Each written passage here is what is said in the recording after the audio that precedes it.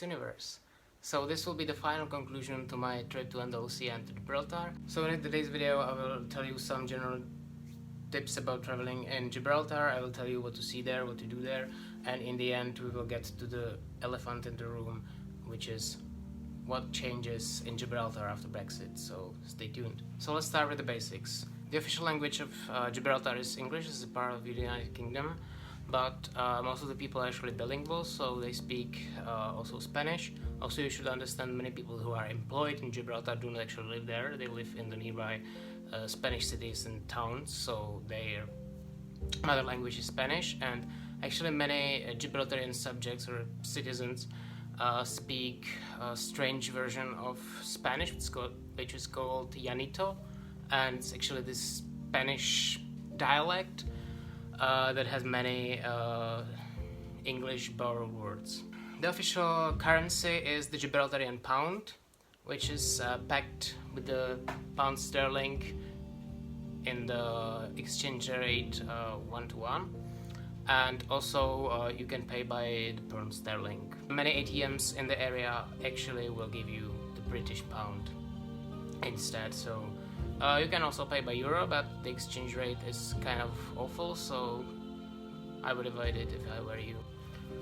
Now, more fun facts. They drive on the right side of the road, but since many of their tourists are from the United Kingdom or other territories of Great Britain, you can still find these signs, look right, look left on the pedestrian crossings. If you're traveling from Spain and you plan on staying overnight, you should think about bringing the plug adapter, because they use the Type G plug outlet, which is the same as in Britain, unlike in Spain where they use the standard European.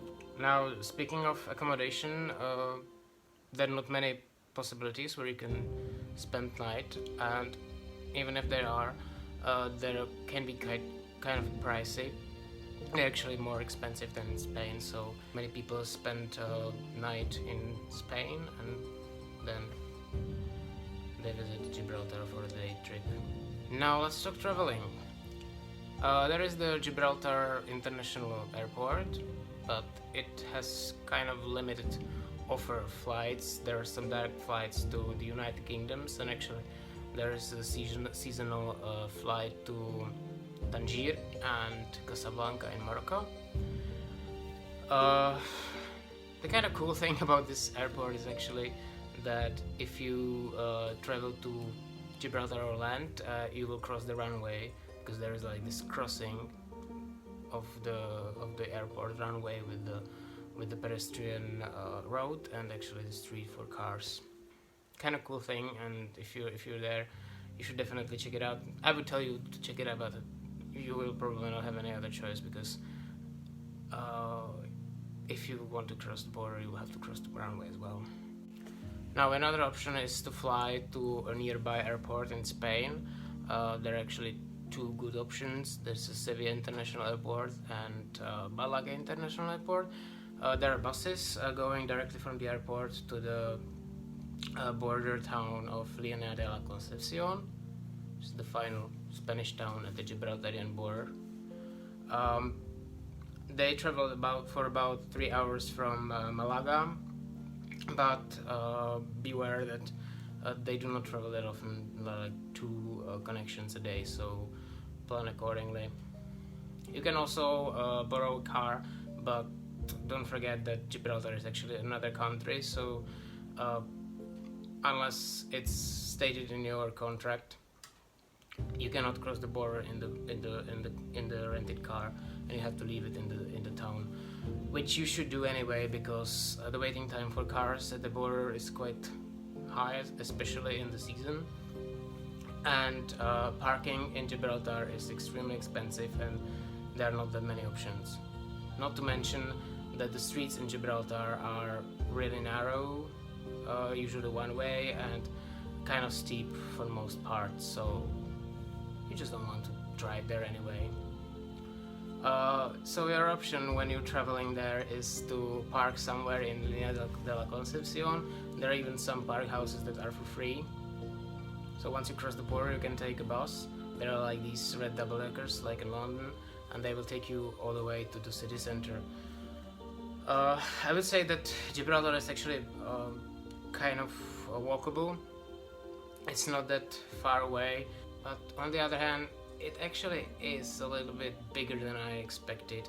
And you should know that getting from the border to the southernmost part, it's roughly 7 kilometers. So unless you want to walk that far, take a bus. It costs £2.10, so it's kind of affordable.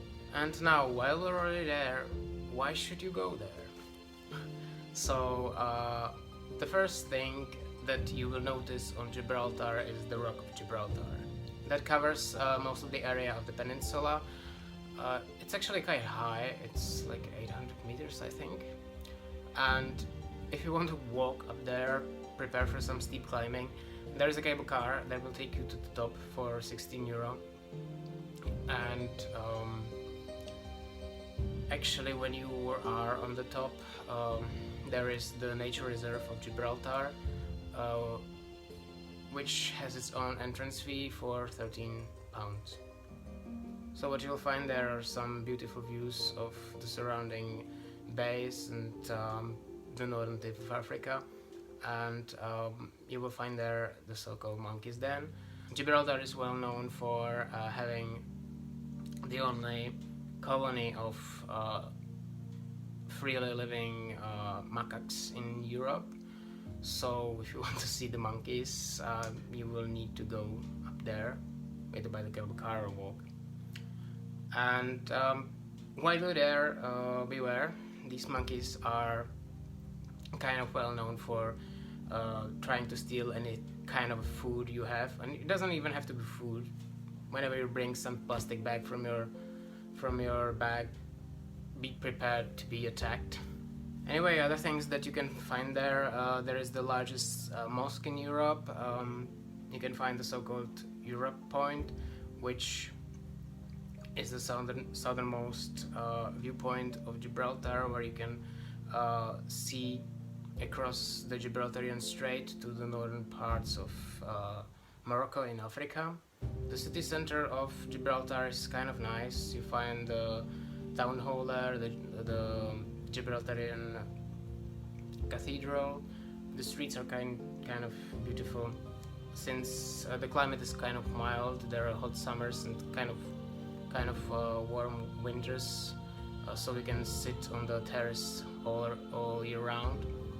You can get many of the typical British dishes. And now the thing that you have been expecting from the beginning, and that's the situation of Gibraltar after Brexit. As you know, on the 31st January 2020, the United Kingdom has left the European Union. Now, Gibraltar has never been part of the Schengen area and has never been part of the customs union. So there have always been border checks. Even though when you had the single entry Schengen visa, it usually didn't cause any problem because passports usually are not stamped there. Now this could change a little bit after Brexit, but let's address one thing first. Till the end of the year 2020, there's this transitional period where nothing changes. So everything that was true prior to the Brexit, there is no difference. What will happen after that can change significantly, but right now it looks like, especially if you do not tend to work there or something, there should not be any change in traveling there. However, many things can happen. The government of Gibraltar is preparing for the eventuality of no deal Brexit, which is unlikely to happen, but still, even in such a case, short-term traveling should not be an issue.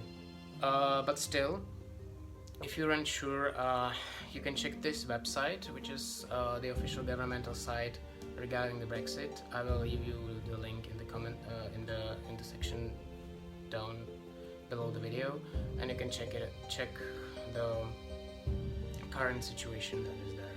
So I hope you found this video interesting, that you found it helpful. that I hyped you enough to get to Gibraltar, and if you did, please leave your comments down below. Like this video, subscribe to my channel, check out my other social media, and see you on my next trip. Have a great day.